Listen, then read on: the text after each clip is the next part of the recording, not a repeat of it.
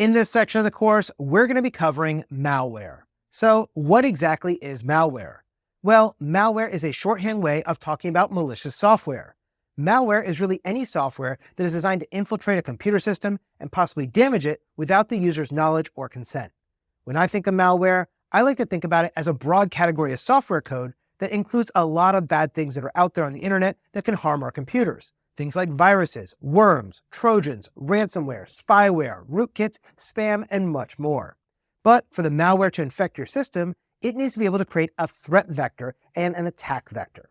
Now, a threat vector is a specific method used by an attacker to infiltrate a victim's system. Now, some examples of threat vectors include unpatched software, installing code using a USB thumb drive, a phishing campaign where one of your users clicks on a link to install some kind of malware into your system, and many other vulnerabilities and exploits that can be taken advantage of. Now, the second thing the attacker needs in order to infiltrate your system is what's known as an attack vector. An attack vector is the means by which the attacker is going to gain access to that computer in order to infect your system with malware.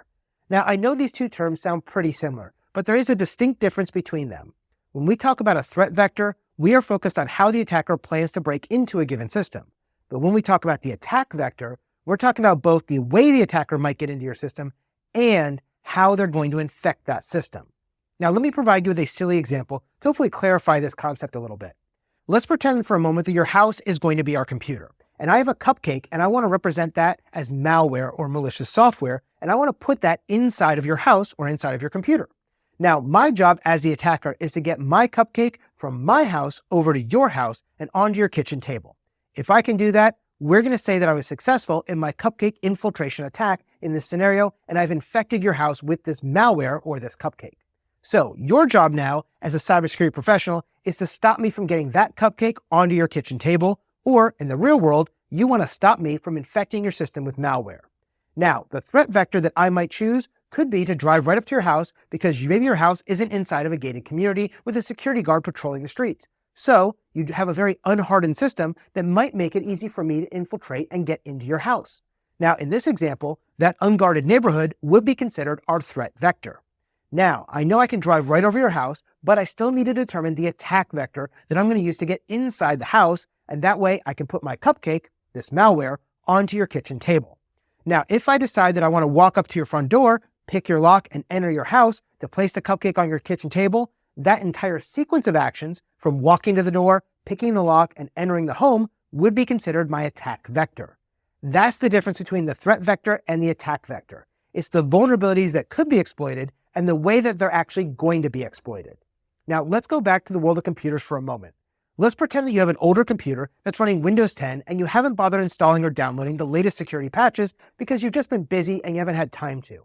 Well, maybe it's been a really long time since you've installed those patches. It's been 3 months or 6 months or 12 months. And now you have a computer that is missing a critical security patch like the MS17-010 security patch from Microsoft that came out all the way back in 2017 to patch the Eternal Blue vulnerability. Now, this unpatched vulnerability represents a threat vector, but I still don't have an attack vector quite yet. Now, as an attacker, my goal is to infect as many systems as possible using this vulnerability. That way, I can gain access to all of them.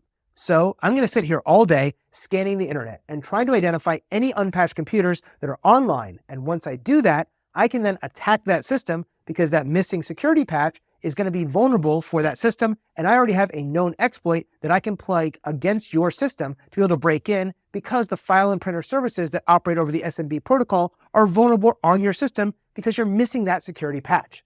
Now, once I find this vulnerable computer, I can run this exploit to gain access to the vulnerable machine and install some kind of malware on it. This entire series of events I just talked about can now be referred simply as my attack vector. This attack vector is the exact same one that was used widely by the WannaCry ransomware to wreak havoc across the internet. With the WannaCry ransomware, the attackers ran automated scans all day and all night to find as many unpatched Windows machines running Windows 7, Windows 8, Windows 8.1, and Windows 10. And when they found those systems that were missing that patch, MS17-010, they ran an exploit against it to gain administrative rights over that system. Then they would encrypt the user's files and display a message on the user's screen saying, your computer is locked, and if you want to access it, you're going to pay us X amount of Bitcoin for that decryption key. So as we go through this section of the course, we're going to be focused on the different types of malware, the different infection vectors, and how to prevent malware from infecting your systems.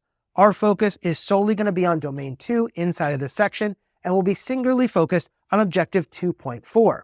Now, Objective 2.4 states that given a scenario, you must be able to analyze indicators of malicious activity, and then it goes on to list all the different types of malware attacks that you need to know for the exam.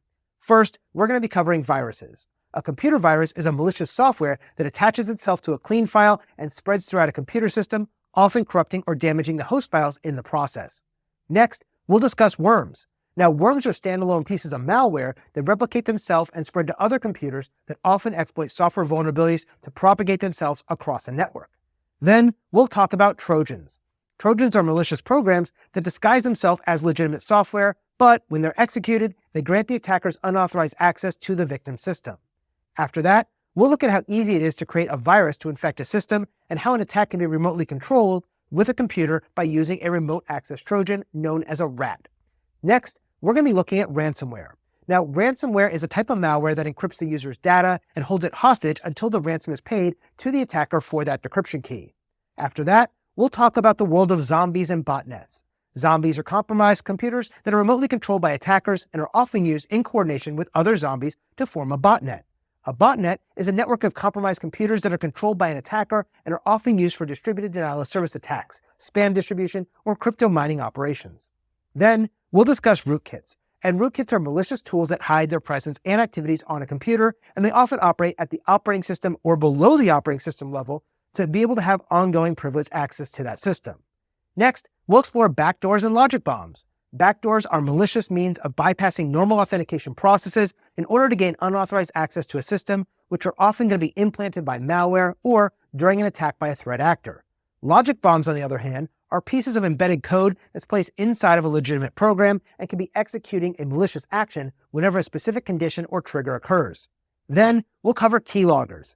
Keyloggers are stealthy tools or malware variants that record a user's keystrokes and are often used to capture passwords and other sensitive information on a victimized system.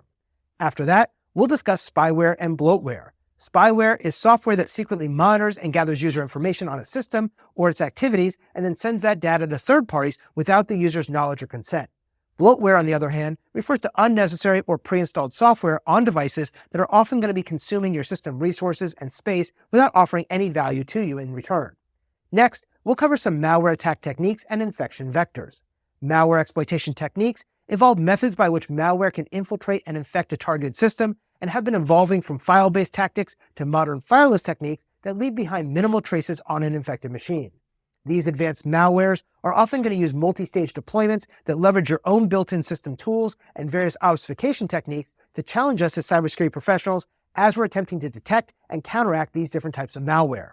Then, we'll explore various indications of a successful malware attack, and every cybersecurity professional needs to be able to recognize the indications of malware attacks, including account lockouts, concurrent session utilization, blocked content, impossible travel, resource consumption, resource inaccessibility, out-of-cycle logging, missing logs, and documented attacks in order to better secure your enterprise networks. Now, finally, we're going to take a short quiz to see what you learned in this section of the course and review each of those quiz questions fully to ensure you can explain why each answer was right. So, if you're ready, let's get started with our coverage of malware in this section of the course.